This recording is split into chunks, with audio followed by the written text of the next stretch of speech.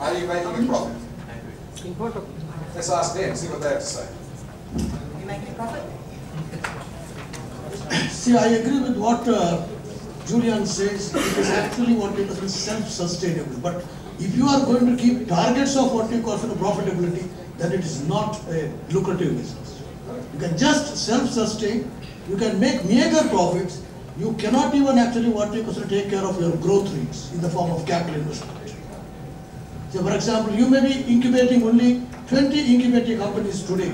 Your target may be to incubate 40 companies, say 3 years down the line. That capital investment you will not be able to take up with this kind of self-sustainability.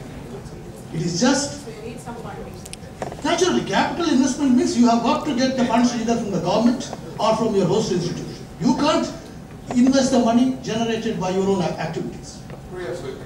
Do you disagree? You strongly agree? Okay, we've got another experience down here too. Yep. From the Philippines. Where are we going? I'm not for profit. Ayala Foundation is a not-for-profit, but it does not mean that we should not be covering our backs and carrying our load. So we're looking more at sustaining the operations and the services that we have. So that's why from day one, when locators come in, they pay a rent.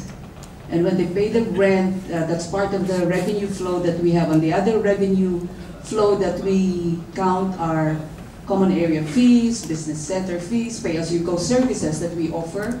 And for the technology forums that we run, they have to pay a participating fee so that it's a networking platform for them. They get connected to the different components, the critical components in a technology entrepreneurship ecosystem. They get to meet IP lawyers, technology licensing officers, VCs, angels. So they pay a fee. It's not expensive, but it's not also that minimal.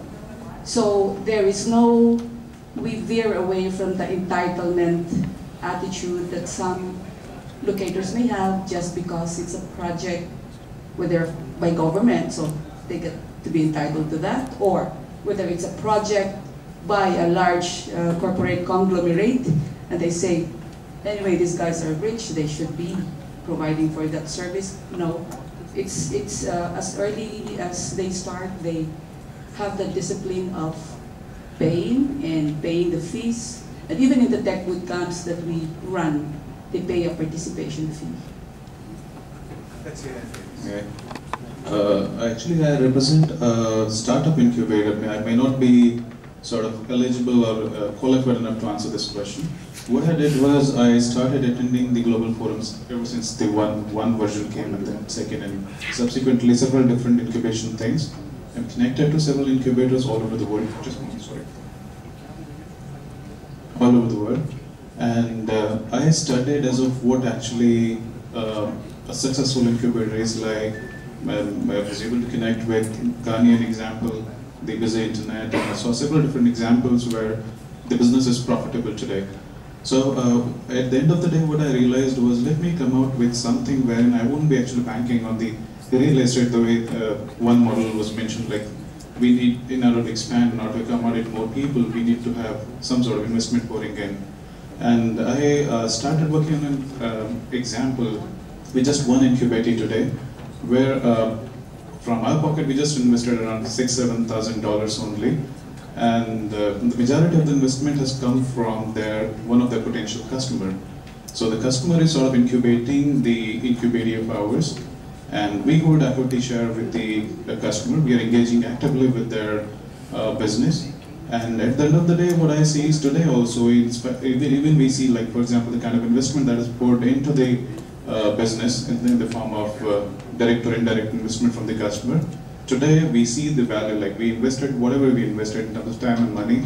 We are in profit on the day when we are just 3 months from this trial. We started this incubator 3 months back only. And today only we see, like with this first venture of ours, we are cash positive. And very soon we'll have 3 more incubators pouring in, because we're negotiating with several such incubators.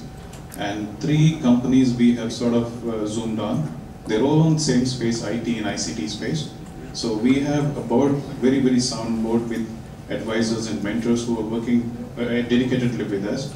So with this kind of a system which is a bit drifting away from the legacy system of running and setting up incubators with a brick and mortar incubator or a virtual incubator, we may come out with an innovative